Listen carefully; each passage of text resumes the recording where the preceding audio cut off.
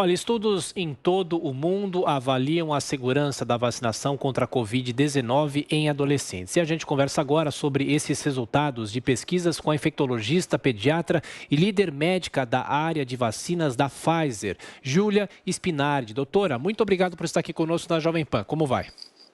Bom dia, como vai, Tiago? Eu que agradeço a oportunidade. Bom, os estudos são muito positivos e de que forma a senhora acredita que os governos, a partir desse instante, devem ampliar a vacinação, ampliar esse grupo, colocar esse grupo também na lista dos vacinados? E as reações foram boas? Quais são os detalhes desse estudo?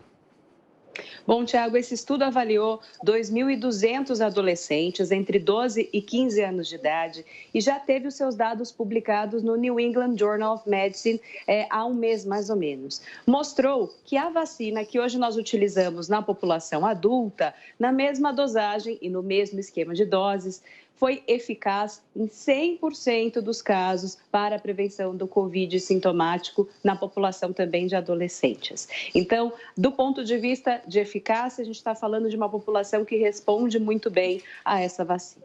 Do ponto de vista de segurança, também nenhuma preocupação severa com segurança. Os adolescentes já começaram a ser vacinados em alguns países e até o momento nada que nos fosse preocupante ou que fosse alarmante nessa população. Os eventos adversos, em sua maioria, leve a moderado, relacionados mais à dor no local da aplicação. Doutora Júlia, agora a pergunta é de Diogo Schelp. Doutora, bom dia.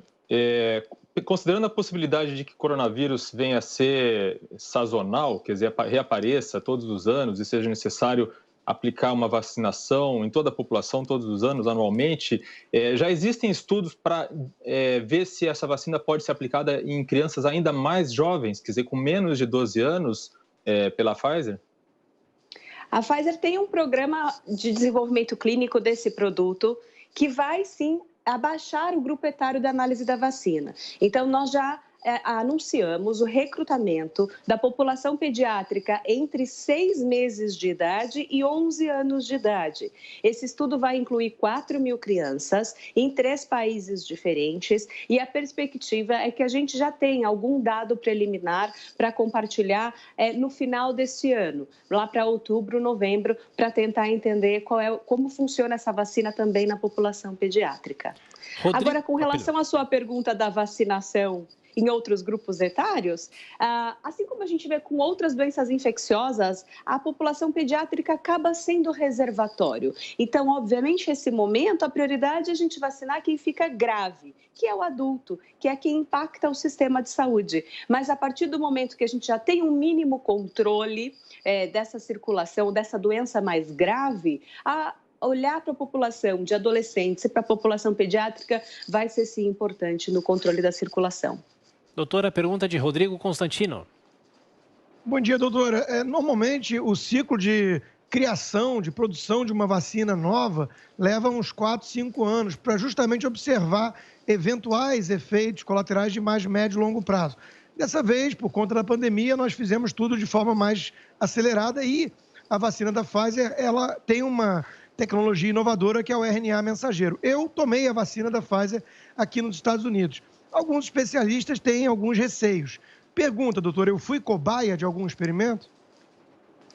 Se você tomou a vacina aprovada, não foi cobaia. Os voluntários de estudo, que é como a gente chama, sabem quando são voluntários chamados para uma aplicação de um produto ainda em estudo.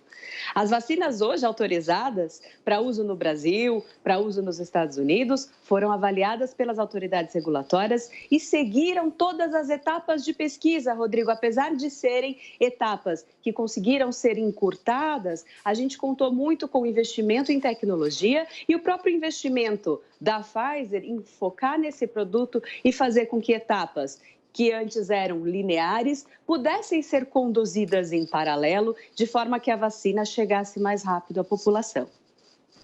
Doutora, a gente acompanhava agora há pouco aqui no Jornal da Manhã uma reportagem que dizia que algumas pessoas que foram vacinadas pela Pfizer e pela Moderna nos Estados Unidos e em Israel desenvolveram uma miocardite, uma inflamação no músculo do coração. De qual forma a Pfizer está se posicionando com relação à notícia ou ao assunto? A Pfizer segue acompanhando os reportes de eventos adversos que incluíram esses poucos casos de miocardite. Nos Estados Unidos, em torno de 7 casos num universo de 1,5 milhão de vacinados.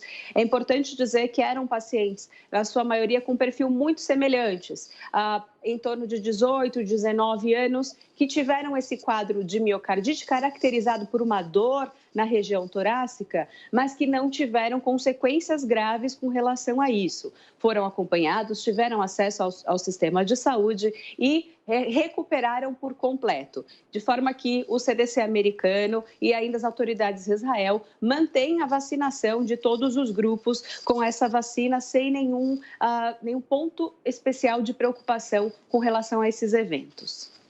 Doutora, o Diogo no começo falou, né, que a vacinação contra o coronavírus provavelmente vai ser anual, sazonal. E é interessante que aqui no Brasil, no começo da pandemia, até no início desse ano, se falava muito sobre a possibilidade das grandes empresas, os laboratórios, venderem essa vacina para que funcionários fossem vacinados de empresas, as empresas pudessem comprar, doando metade para o SUS. Eu pergunto, essa é uma discussão que caiu um pouco porque os laboratórios só estão vendendo, por enquanto, para os governos. O senhor acha que já a partir do ano que vem, quando toda a população já estiver vacinada e começar a revacinação, já é possível que os laboratórios vendam para as empresas privadas?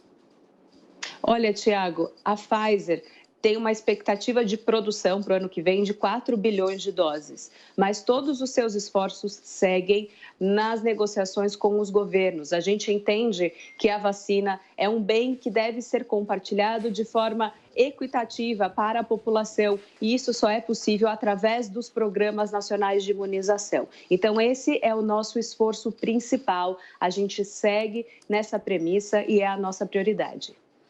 Conversamos com a infectologista da Pfizer, Júlia Spinardi. Muito obrigado, doutora, pela atenção, pela gentileza. Bom trabalho. Eu que agradeço a todos. Um bom dia para vocês. Obrigado.